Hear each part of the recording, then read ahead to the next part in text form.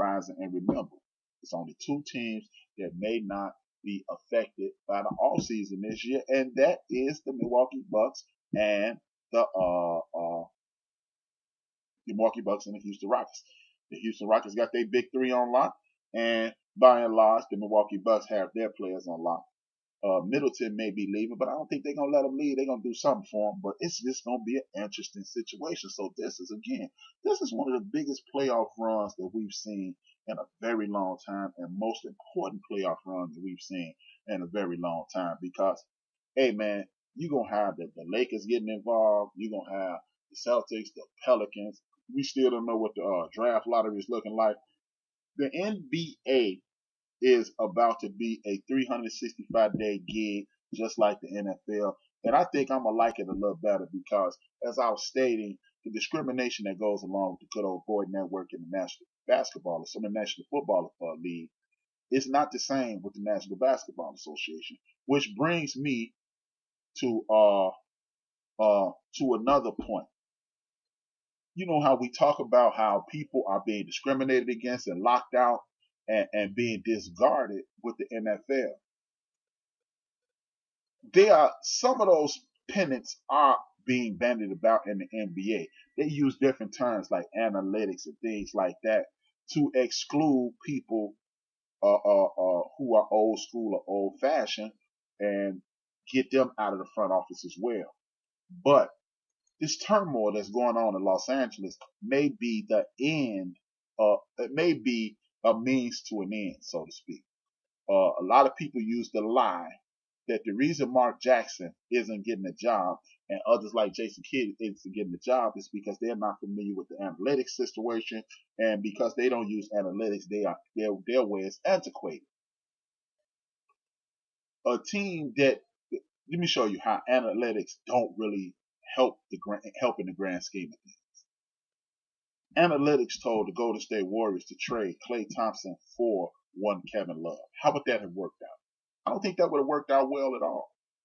Jerry West, on the other hand, who uses analytics as well as using good old-fashioned ingenuity and using his eyes, he trusts his lying-ass eyes and not this old perfect-ass computer.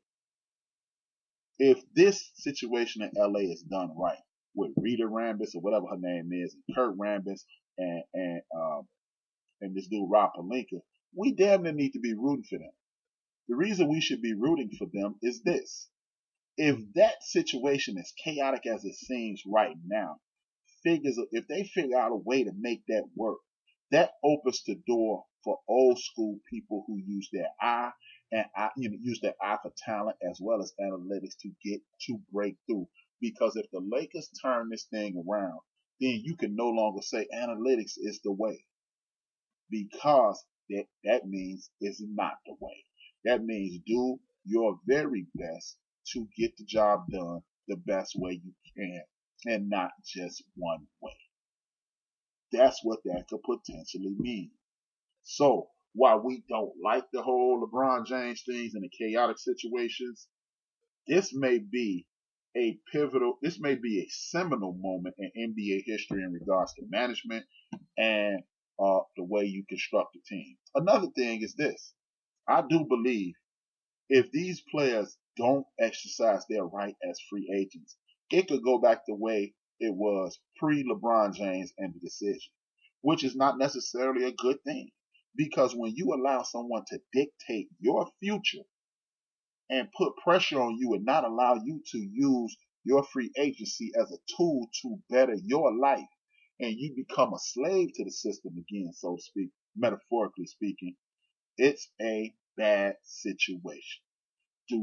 Players in the NBA, do not allow your free agency to be kidnapped and used against you. Here's a perfect example, as I spoke about earlier. D'Angelo Russell is a free agent for the Brooklyn Nets. The general manager of the Brooklyn Nets has gone out and said it's up to D'Angelo Russell to make the decision. We've had an offer on the table for months.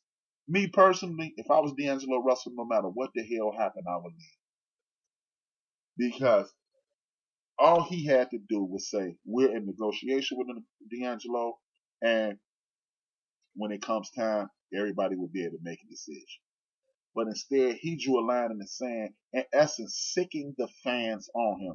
Because if he doesn't resign, he looks selfish, he looks self-centered, and he looks as if he doesn't want to win. When you drew a line in the sand and put the fans on me, I don't like it. And at the end of the day, it's some clown shit. And that's just point blank, period. Look, you negotiate in private, or I'm going to publicly leave, and then I'm going to tell the story again. This is why these dudes need to stop. Look, that's why when everybody got mad at LeBron, oh man, he should have told Dan Gilbert he was leaving. Why? Why should he have told Dan Gilbert he was leaving? When you get traded, they don't call you and say, well, we thinking about trading you. They just trade you.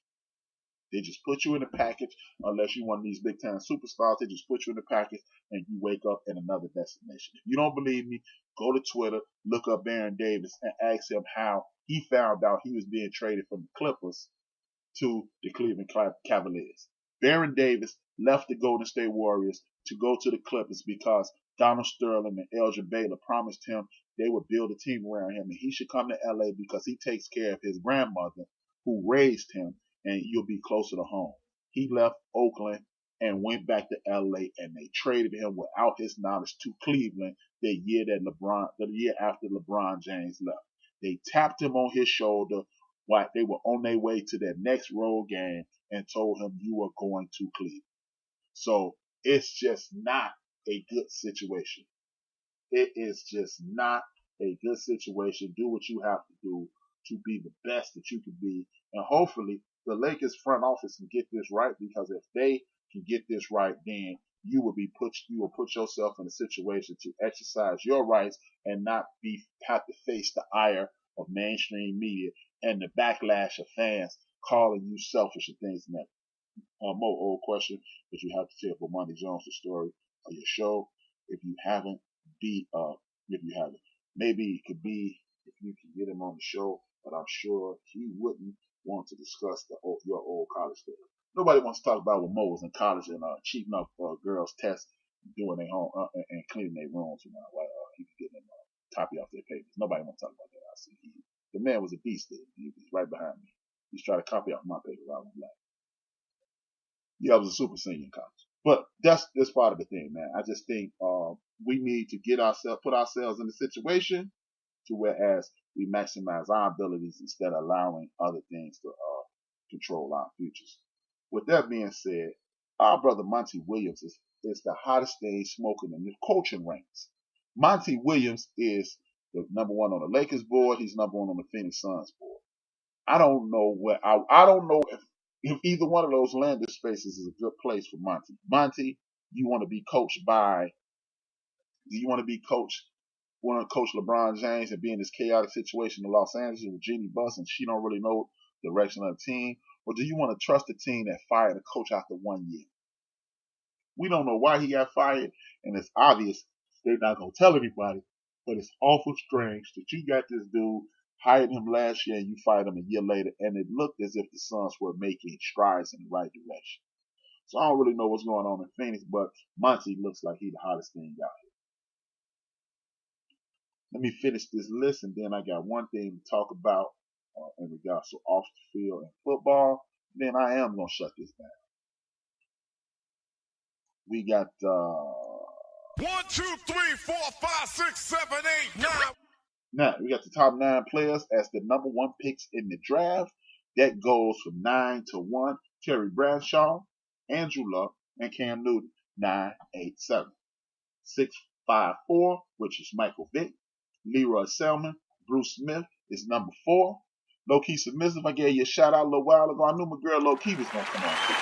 Much love to my girl. That's what time it is. Number 3, John Elway. John Elway is my number 2 quarterback in NFL history. John Elway went to the Super Bowl 5 times, lost 3, won 2 back to back. By the time his career over, him, Shannon Sharp, Rod Smith, should be a Hall of Famer, Ed McCaffrey, and Terrell Davis won back-to-back Super Bowls. John Elway did some things in the NFL that I have yet to see anybody else do. Super dope quarterback. Had some wheels on him to be old school. Take a beating like the best of them. Could throw the ball from end to end damn near. Got to give it part of one of the greatest drives in the history of the playoffs. My man, Big Al Thompson probably still want to punch him in his face, but you got to give it up to one John Elway for living up to the hype, man.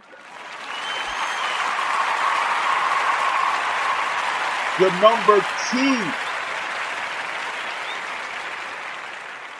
player in NFL history for living up to the hype as the first player picked.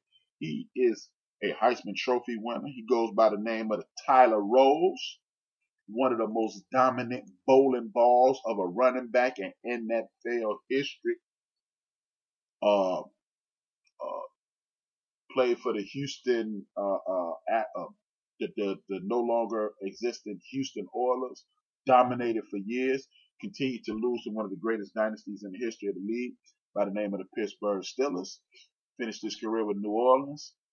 Played a bunch of his years under the same coach, which is Bum Phillips. He goes by the name of one Earl Campbell, one of the most fierce competitors in the history of the league.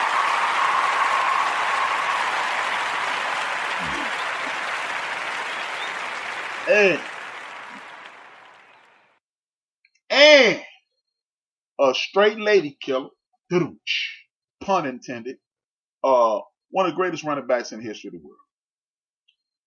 One of the most dominant running backs you've ever seen. First running back to rush for 2,000 yards in one season. His name has been sullied and dragged through the mud. He is known as a murderer. We'll never know the actual truth. He went to jail for 10 years for something that was some complete nonsense. But at the end of the day, him and an offensive line by the nickname of the Electric Company, his name is Orenthal James Simpson. You know him as OJ. With no quarterback, no wide receiver outside a couple years with Amari Rashad. O.J. Simpson was arguably one of the greatest running backs that nobody ever talks about anymore due to his off-the-field exploits, but he was picked first in the draft, in the new draft. O.J. Simpson lived up to the billing, the Electric Company, O.J. Simpson, and that Buffalo crowd. He was clearly, he's, in my opinion, the best number 1 pick ever. Big up to the Juice. Jimmy has a great podcast and a great interview with Tamia here in the building. Now, with that being said, man, I want to talk about, I got a few minutes before I check out, everybody. I want to talk about violence in our community. A few months ago, when I was new to Spreak, I don't know if everybody was listening, who's listening currently.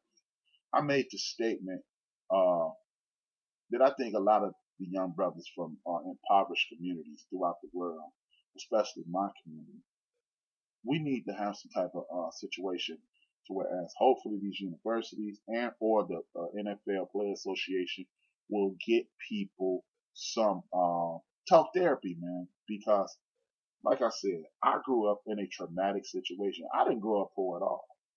I didn't grow up wanting for things. I've never, I brag about my mom in my spare time. I've probably never done it on my show. But I brag about the fact that I never asked my mom for anything 2 times. Because my mother used to give me what I wanted. I got nice clothes. I got nice shoes. I never didn't have food.